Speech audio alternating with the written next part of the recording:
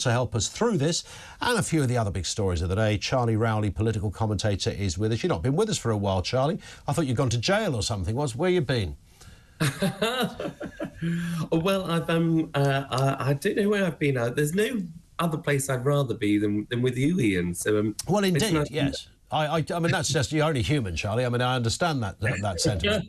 Absolutely fine. Well, let's have a listen. Let's have a reminder then. Let's start with that story. Keir Starmer warning Donald Trump he won't take sides between the US against the EU. Here's what he had to say during that speech at the Lord Mayor's banquet. So I want to be clear at the outset, against the backdrop of these dangerous times, the idea that we must choose between our allies, that somehow we're with either America or Europe, is plain wrong. I reject it utterly. Attlee did not choose between allies. Churchill did not choose. The national interest demands that we work with both. Do you know what I'd like to have seen there, Charlie? I'd like to have seen him turn on the Downing Street Christmas tree lights from there on an app. And then he could have spared us all that 5, 4, 3, 2, 1 nonsense. But nonetheless, it is a big do, of course. The Lord Mayor's banquet, I think I'm right in saying, you can put me right on this, Charlie, but it usually has an economic underpinning to it. That's sort of the point, right? Yes. I think it's the build of sort of the foreign policy, for the Prime Minister to deliver his approach. You've got the Chancellor that gives the Mansion House speech, which was about domestic sort of tax and spend and the future of the economy. But, this is the Prime Minister talking about global affairs, so the global economy, global diplomacy. But you're absolutely right. I think what he was sort of doing there is sort of presenting that a conundrum that he obviously finds himself in, which is trying to make a choice or being seen to have to make a choice. But I don't think anyone's asked him to make a choice. Nobody's suggested that you need to choose Prime Minister between the US and the EU. So I'm not quite sure why he feels as though he has to sort of, put out that line. I mean, effectively what he's saying is that it'll be on a case-by-case basis where things arise on the international stage, where he won't be taking one side over another, but in totality. But there will be times where he might be with his European allies if Donald Trump wants to take a swifter approach to ending the war in Ukraine, for example. Now, if there's a deal or any kind of peace that's brought between Ukraine and Russia, but actually leaves Europe worse off, so we're in a weaker position because Russia feels as though it might have a good deal. And as Mark Rutte, the head of NATO, has said, you don't want to end up with a negotiated settlement where you've got Russia, China, Iran and North Korea all high-fiving each other because, Europe has secured a deal there. So, that might be a situation where the Prime Minister has to stand up for UK as a European ally, but there'll be other times where I think he'll have to stand up to Europe to say, look, you know what, actually, you guys aren't paying your 2.5% of GDP spending on NATO defences, and Donald Trump has pulled you up on it once before when he was the president last time around. So I'm saying to you, as America's friend, you've got to pay up. Do you sense that in terms of this special relationship, I mean, the difference is, of course, Europe is a conglomerate of countries and America is kind of one country. So, it differs in that obvious respect. Is it a romantic notion that we have in terms of our affiliation with the US? Is that when I was just talking about all the kind of commonality with America? I like the place. I've been a number of times. It ticks a lot of boxes for me. Is that just based on a kind of, I don't know, apple pie and Disney? Is that what I'm thinking here, Charlie, rather than the sort of solid reality of whether we really do have anything special going on with the Yanks?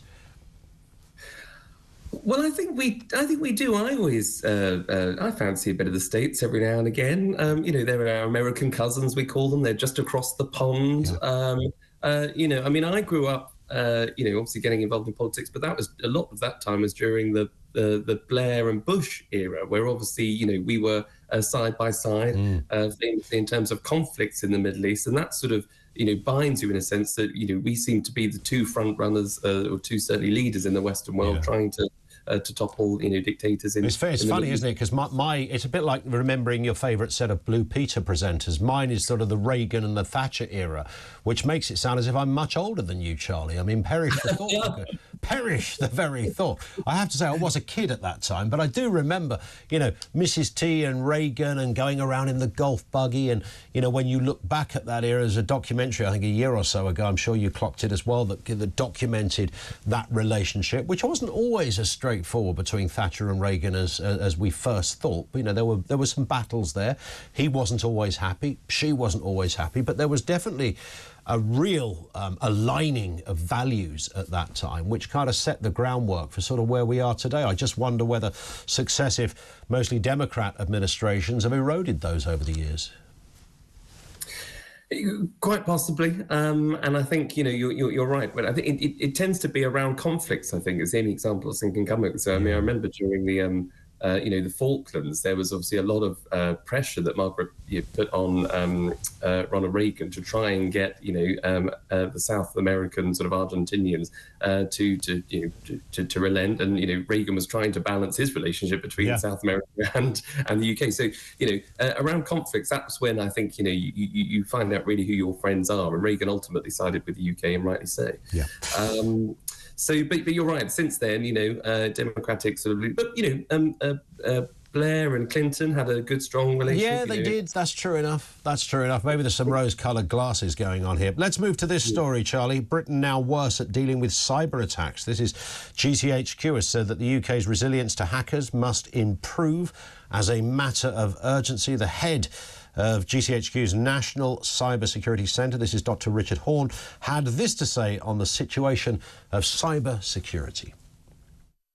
The NCSC, as the National Technical Authority, has been publishing advice, guidance and frameworks since our inception in a bid to drive up the cybersecurity of the UK. The reality is that advice, that guidance, those frameworks need to be put into practice much more across the board. We need all organisations, public and private, to see cybersecurity as an essential foundation for their operations and a driver for growth. So we're not taking it seriously enough, Charlie. I don't have any struggle to believe this. When I've spoken to people who work sort of in kind of commercial cybersecurity and the like, they will tell you it's extraordinary how many companies, big name companies, they go around that are still running Windows 95 and no real sort of cyber software, spyware, nothing of any authenticity or value. Absolutely staggering. Huge conglomerates that are still way behind. So I don't struggle to believe that the United Kingdom as a whole are slightly woeful in this area. I think that's right. And look, technology is always running away with people. I mean, ordinary people, I don't know how many passwords or how many email addresses you have and how many different passwords you're supposed to have. I mean, I don't know many people that actually do have different passwords because it's too complicated and they always forget which ones that they've gone with. So the technology is always advancing. It's always getting more complicated. But you're absolutely right. And this wasn't a hack by any other bad actor state, I don't believe. I think there was, do you remember the situation we had? I think it was earlier this year where it was the airport sort of, yes, just completely, that's right. Because of a malfunction in an update of software. I don't think that was a hack. But that brought national infrastructure at airports all across the country to a complete standstill. Now, can you imagine if that was a bad actor, if that was, for example, Russia, who wanted to punish the UK, if we were, seen to be siding even more with Ukraine or whatever, or any other state actor that wants to act against the UK or the West, penetrating in national infrastructure through technology